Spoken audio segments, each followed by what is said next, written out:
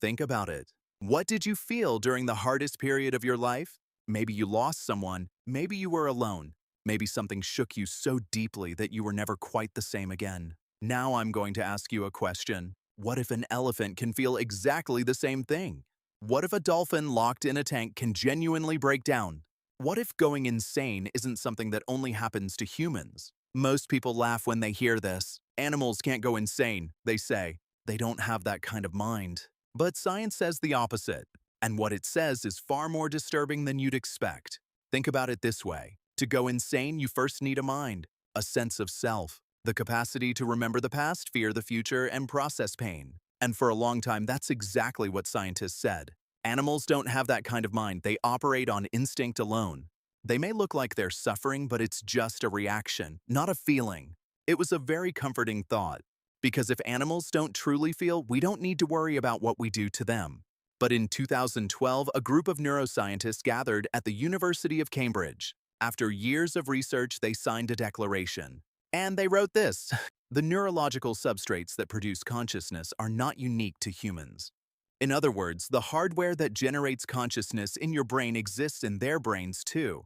The lights are on. So what happens when those lights go out? In the late 1960s, a psychologist named Harlow conducted an experiment.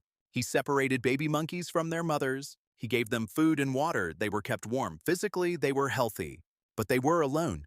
And within a few weeks, something began to go wrong.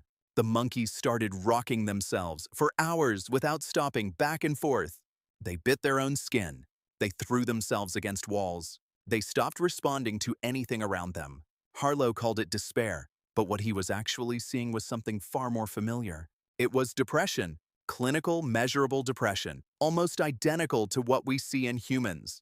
And this wasn't just happening in a lab. The same thing was appearing in the wild. Elephants, one of the most social animals on Earth. Elephants separated from their herds, elephants who had lost their families showed exactly the same symptoms.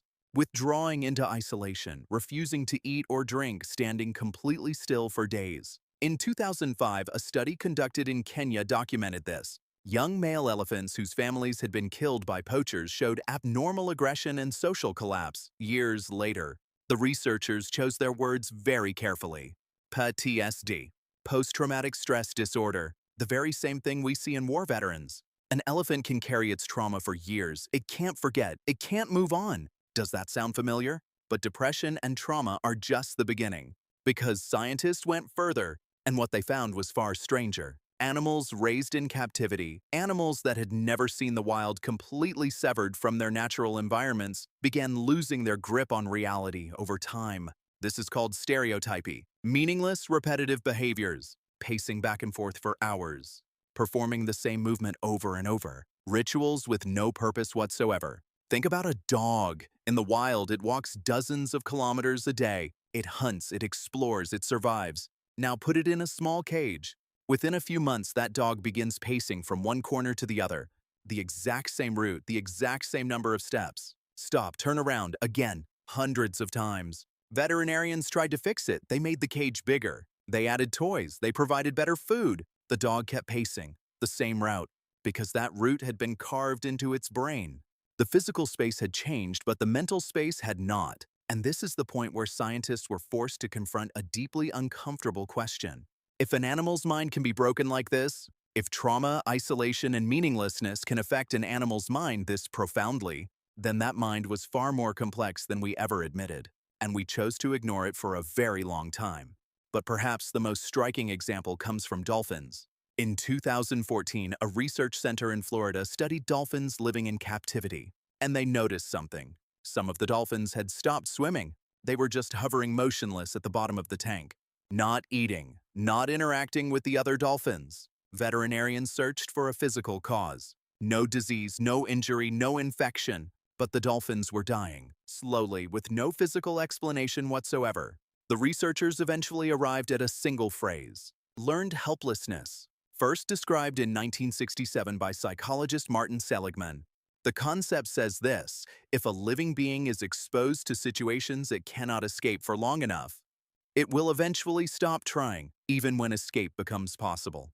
Because its brain has learned one thing: no matter what I do, nothing will change. And it wasn't just dolphins. Parrots, deeply social animals, when left alone, begin pulling out their own feathers. They injure themselves. They repeat the same cries over and over. Behavioral psychologists compare this to obsessive compulsive disorder, the same OCD we see in humans. Now stop for a second. Depression, PTSD, learned helplessness, obsessive compulsive disorder. Every single one of these is a human term, but we were forced to use every single one of them for animals. Because we couldn't find any other words? Because what we were seeing was exactly that. But of all these examples, there is one that left scientists unable to explain what they were seeing.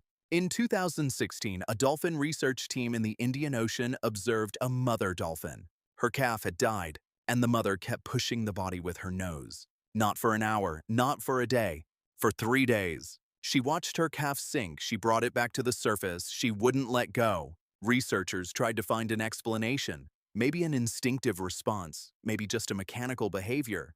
But 3 days, without sleeping, without eating, just her and that calf. And this was not the first time.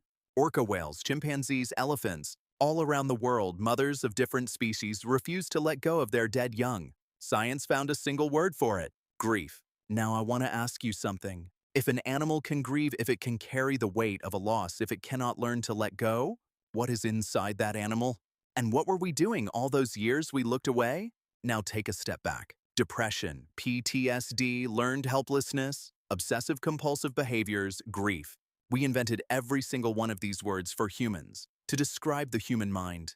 But in the end, we were forced to use them for animals too? This is not a coincidence. This is a signal. For a long time, we believed that suffering, breaking down, getting lost, these were uniquely human experiences. Because we are different, we are more complex, we are conscious. But maybe consciousness isn't as rare as we thought. Maybe somewhere along a spectrum, every living thing feels something. And if that's true, it raises a very large question. If an animal can go insane, if an animal's mind can be broken, then that mind existed from the very beginning. And we chose not to see it, because seeing it would have required something from us. Maybe the most disturbing question isn't, can animals go insane? Maybe the real question is this: when did we finally notice, and what did we change after we did?